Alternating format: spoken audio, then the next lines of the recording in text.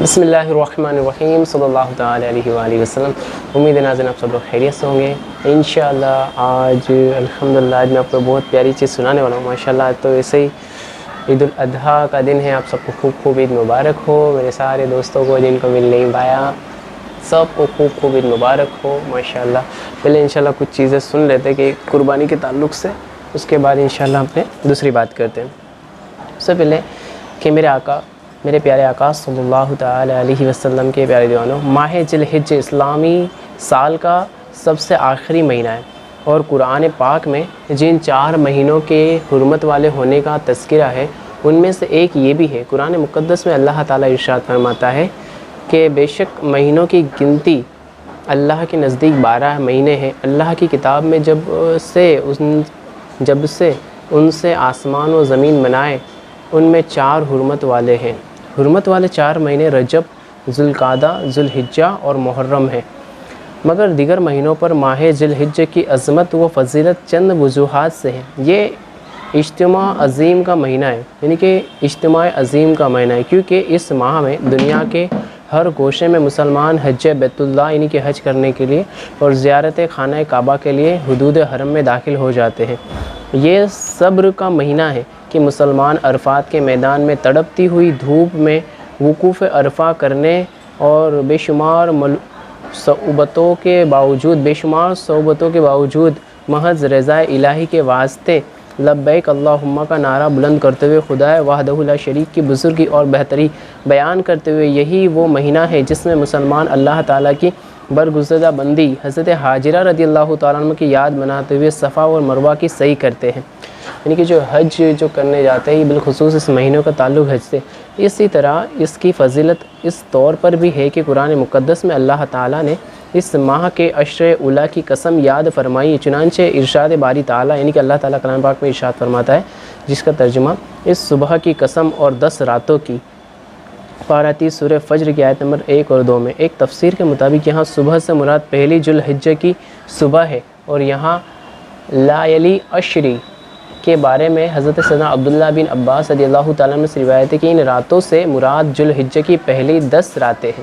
احادیث مبارکہ میں بھی اس ماہ کے فضائل بیان کیے گئے، خصوصاً اس کے پہلے عشرے کی متعدد فضیلتیں وارد ہیں۔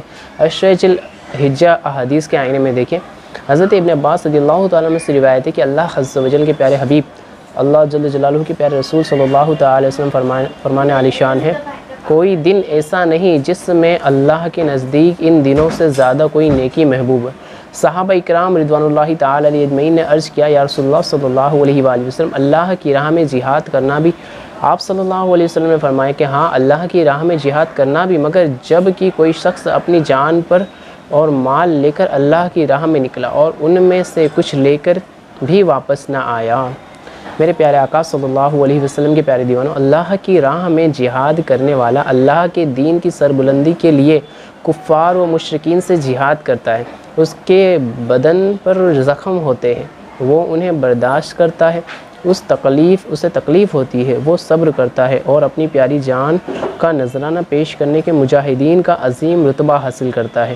مگر اس کے باوجود جو شخص ذی الحجہ کے 10 دن اللہ تعالیٰ کی عبادت اور اس کی اطاعتوں میں گزار دیں، اس کی یہ نیکیاں مجاہدین فی سبیل اللہ کی نیکیوں پر غالب ہو جاتی ہیں۔ سبحان اللہ۔ عشرہ ذی الحجہ کی عبادت، حضرت شیخ ابو البرکات نے بالاسناد بیان فرمایا کہ حضرت عطا بن ابی رباحہ رضی اللہ تعالی عنہما نے فرمایا کہ میں نے خود سنا ہے کہ حضرت عائشہ رضی اللہ تعالیٰ عنہ فرما رہی تھی کہ رسول اللہ صلی اللہ علیہ وسلم کے زمانے میں ایک شخص گانا سننے کا بہت دلداد تھا، لیکن ذی الحجہ کے چاند دیکھ کر صبح سے روزہ رکھ لیتا۔ اس کی اطلاع حضور اقدس صلی اللہ تعالی وسلم تک پہنچی۔ حضور نے فرمایا، اس کو بلا کر لاؤ۔ وہ شخص حاضر خدمت ہوا۔ آپ نے دریافت فرمایا کہ تم ان دنوں کے روزے کیوں رکھتے ہو؟ کون سی ایسی چیز ہے جس نے تم کو ان دنوں کے روزے پر ابھار؟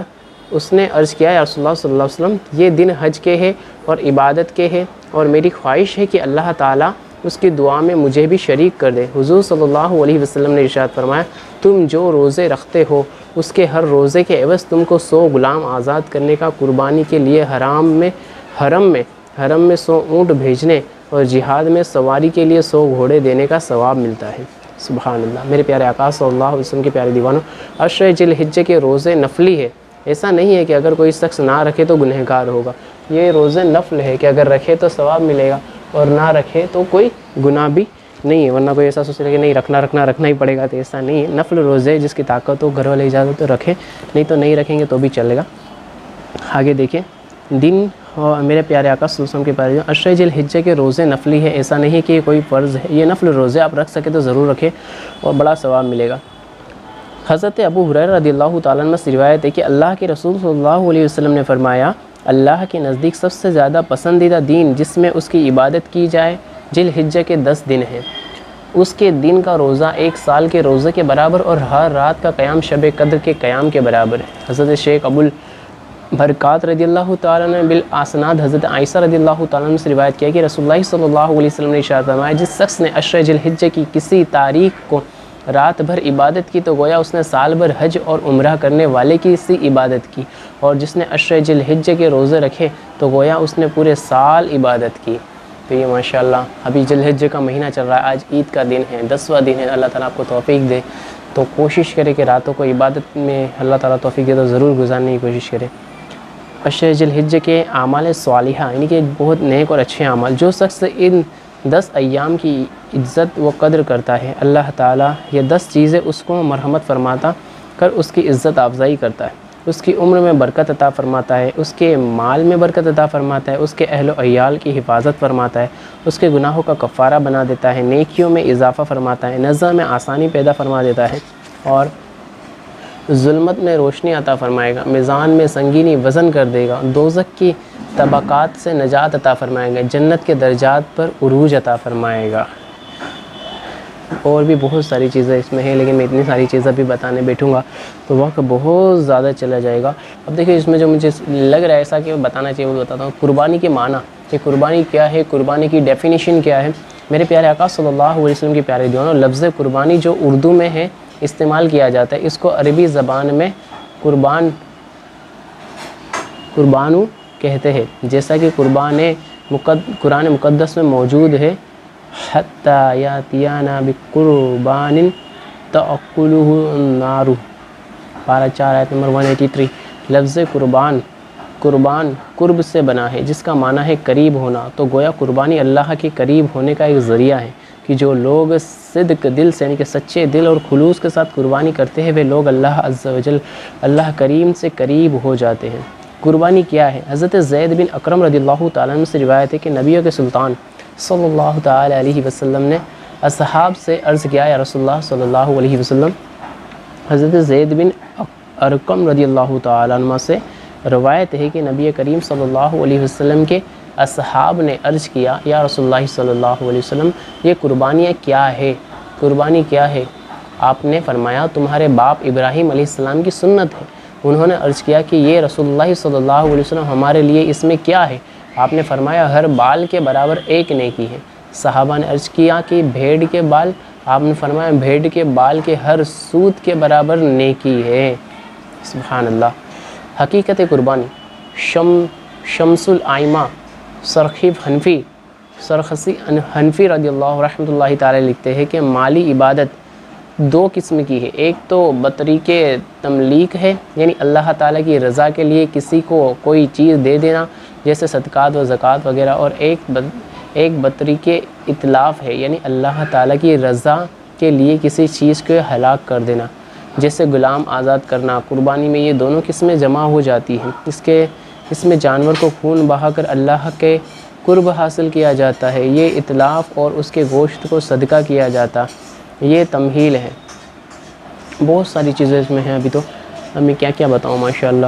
تو بہت ساری چیزیں، ان شارٹ آج کا دن بہت ہی اہم ہے، 10 ذی الحجہ کا دن، تو آج زیادہ سے زیادہ نیکی کرنے کی کوشش کریں، اللہ پاک توفیق دے، زیادہ سے زیادہ درود شریف پڑھنے کی کوشش کریں، تسبیح ہوتی ہے تسبیحات پڑھنے کی کوشش کریں۔ آج کا دن ایسا نہیں ہو کہ پھر آج جیسے کہ قربانی کا دن ہے تو پتہ چلا کہ قربانی کا گوشت وغیرہ سب بانٹنے کے لیے نکلے اور دوسرے سارے کام کاج کے اندر ہماری نماز ہی چھوٹ گئی، ایسا نہ ہو۔ خوب اچھے سے سب کام بھی کریں، نمازوں کی بھی پابندی کرنے کی کوشش کریں، خدا نہ خواستہ اگر ایسا ہو جائے تو بچنے کی کوشش کریں۔ اور آج کا دن اتنا اچھا ہے کہ جس کے کوئی کہہ ہی نہیں سکتے، تو زیادہ سے زیادہ خوش رہیں اور دوسروں کو بھی خوشیاں بانٹنے کی کوشش کریں، ہے نا۔ تو ان شارٹ یہ ہے کہ سب سے ملے، اللہ پاک توفیق دے۔ اگر کوئی زیادہ دور ہو تو ان سے فون کر کے بات کر لے۔